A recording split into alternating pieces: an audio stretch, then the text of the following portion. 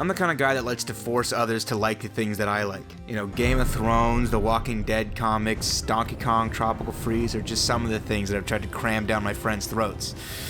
Which, if you're watching this, by the way, you should definitely watch, read, and play all of those things. But Phoenix Wright is a series that very few of my friends have played that I really want them to play, or at least try, and I think that goes for everyone in the universe. I want all of them to try it at least one time. It's incredibly well written. It's not just funny, but it's like witty, you know? Like, Phoenix isn't likable because he's cool or competent as a lawyer. It's just, he's kind of an asshole. He's kind of a pathetic dickhead who everybody hates. He doesn't see anything positive in any situation. And that's really unique in a game like this, and it's super charming and continuously engaging. All of the cases are amazingly crafted. They're like these little nuggets of gold, each one. And they're all so stupidly complicated that you'll forget every intricacy of every case after it's over. I mean, it's not 3 Rikus complicated, but still. You did save me. To better put my point across, I'm going to rank the 6 main entries of the Phoenix Wright series. There's some spin-offs, and I've played the Edgeworth one. For anyone wondering, I'd probably put that at the bottom. Disclaimer, all of these are really good. They're all great. It's just that some are not as great as others, you know. Starting at number 6, Dual Destinies. Very controversial opinion, I know. Pretty much putting anything under Apollo Justice, the 4th game, is a pretty big no-no in the community. But I still think it's great. I still think it's a great game. It was the first game on the 3DS, so visually it's very unique comparatively. All of the expressions are super funny. All the character designs are really good. All of the cases are dope. There's like a time-skipping kind of thing that really makes the entire game feel well-rounded in its story. You know, all the other ones are kind of anthological, but the 5th game really feels like every case has to do with the entire story. I think what impedes it is how slow it feels. You're not always going through testimonies. A lot of the time it's just the judge asking Phoenix like, oh, is it A, B, or C? And Phoenix says, C? And he's like, you fucking idiot. And then you guess again until you get it. It feels really slow. This game also feels a little, for lack of a better word, anime, I guess. Instead of being snarky and clever, it's kind of sappy. It really tries to get into your face with its message. It kind of gets old real fast. There's a new attorney, Athena, who has a really cool backstory, but again is just a very generic anime, chipper, excited kind of character, which Maya from the previous game pretty much already did perfectly with, and then some. Also, Apollo's whole story is very generic and very forced and very edgy and very much gets old very fast. But again, Dual Destiny is really good, and by the time you get to it, you'll already be fucking invested in the character, so why not? It's still great.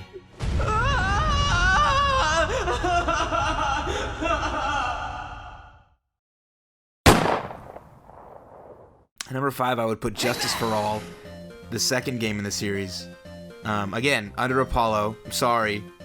I'm fucking sorry if you disagree with me. It's a great sequel to the 1st game, but I definitely feel how rushed it is. A lot of the logic makes less sense. It's kind of, you're kind of like, are you fucking kidding me? Or how was I supposed to figure that out? So you kind of just shoot blanks until you finally get it, and it's not satisfying at all for a big chunk of the time. It has some of my favorite cases. The 1st one and the 2nd one are both really good. The 4th one kind of feels like a waste of time. The 3rd one's alright. A lot of people hate it, but I think it's alright.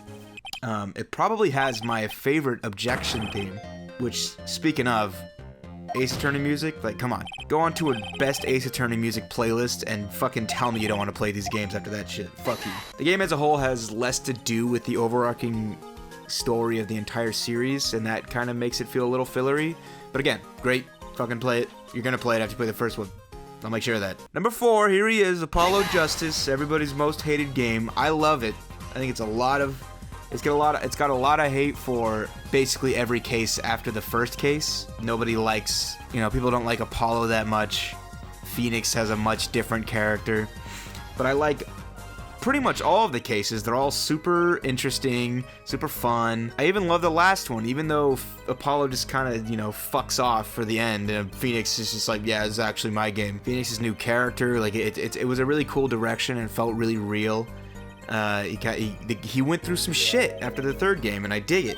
I'm glad they kind of took some risks with the character. It's the first game built from the ground up for the DS, so it's visually amazing. I love the new sprite work. Apollo's cool. I think he's a good dude. His 3-game arc feels different than Phoenix's, but it ends in a really awesome way. Yeah, Apollo Justice, like, it's sweet. It's a sweet game. I like it. Number 3, the original Phoenix Wright Ace Attorney. The big boy. The birther of the series. This is what made people realize that a game about playing as a fucking boring-ass lawyer and reading all day could actually be cool and fucking fun and badass. It really solidly introduces you to all of the characters that you will come to love over the next fucking 6 games. The music fucking rocks in the first one. Like, what a way to start. All of the music. The corner theme in this game is probably still the best one after like 10 games. It's so good. The 4th case is incredible, and it really blasts Phoenix off into his full 3-game arc. He like really establishes himself as an ace attorney, as it were. Seriously, just play the first game. Play the first case of the first game. It'll be like an hour and a half long, and you will fall in love. Number 2, another controversial one, Spirit of Justice, the 6th and most recent game in the series. Amazing music, amazing story. The final case has the highest stakes of any in the series. It's kind of stupid how high the stakes are. It's kind of ridiculous that all this is surrounding one lawyer, but it is. They make it work, and it's very cool. And it probably brought me the closest to tearing up out of any game in the series.